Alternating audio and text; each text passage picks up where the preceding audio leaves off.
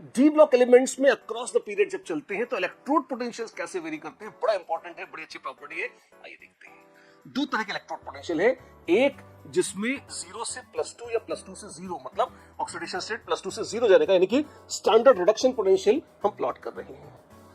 कुछ theoretical values मानी जाती हैं ऑरेंज वाली, लेकिन काम की है येलो वैल्यूज जो ऑब्जर्व्ड वैल्यूज हैं, जो एक्सपेरिमेंटली देखी गई है। आप देखें मोटे मोटे तौर पर SRP value standard reduction potential बढ़ रहा है, रफली देखें वो बढ़ते हुए ट्रेंड में दिख रहा है। 2 बार डिप आ रही है मैंगनीज पे और जिंक पे। क्या मतलब है इसका? इसका मतलब है अक्रॉस द पीरियड जैसे जैसे आप चल रहे हैं +2 से 0 रिड्यूस होने की टेंडेंसी बढ़ती चली जा रही है, सिवाय मैंगनीज और जिंक के।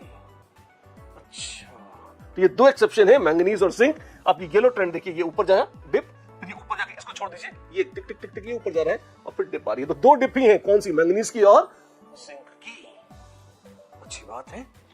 तो across the period oxidation state of या स्टेबिलिटी ऑफ +2 स्टेट क्या हो रही है अक्रॉस द पीरियड? आप देखते हैं वैसे तो ठीक है, +2 स्टेट की स्टेबिलिटी बढ़ती है, लेकिन यहां पर वो +3 के मुकाबले है। यहां 0 से +2 जाने की टेंडेंसी क्या हो रहा है, +2 से 0 जाने की टेंडेंसी बढ़ रही है, लेस नेगेटिव होता जा रहा है, ऐसा आप देख रहे हैं। इनफैक्ट कॉपर तो पॉजिटिव में चला गया, इसका मतलब नोबल मेटल कॉपर बड़ी खुशी खुशी +2 से 0 में आ जाता है, बाकी तो खैर फिर भी थोड़ा रोना पीटना मचाते हैं।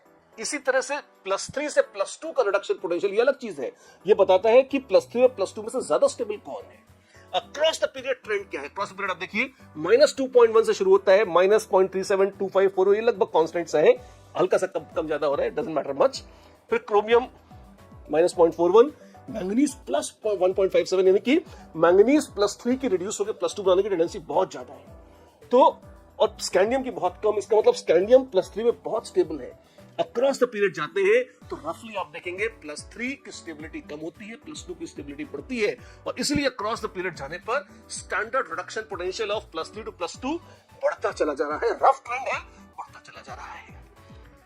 एक आज जगह लोचा है, कहां पे? क्रोमियम। क्रोमियम अब देखिए कि नेगेटिव कम हो रहा है, मतलब बढ़ रहा है। तो क्रोमियम और मैंगनीज में थोड़ा एक्स्ट्रा उत्साह है।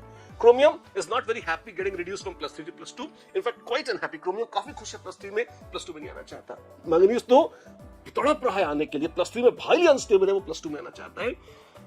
आयरन नॉर्मल है, ठीक है। कोबाल्ट बढ़ा, निकल कॉपर जिंक यदि होते +3 में तो और बढ़ जाते शायद, तो वो इतने अनस्टेबल होते हैं +3 में, कैसे एग्जिस्ट ही नहीं करते, तो इस तरह के इलेक्ट्रॉन पोटेंशियल हम नाप ही नहीं पाते। तो ओवरऑल ट्रेंड है +3 की स्टेबिलिटी घटती है, +2 की स्टेबिलिटी बढ़ जाती है across the period D block में चलने पर।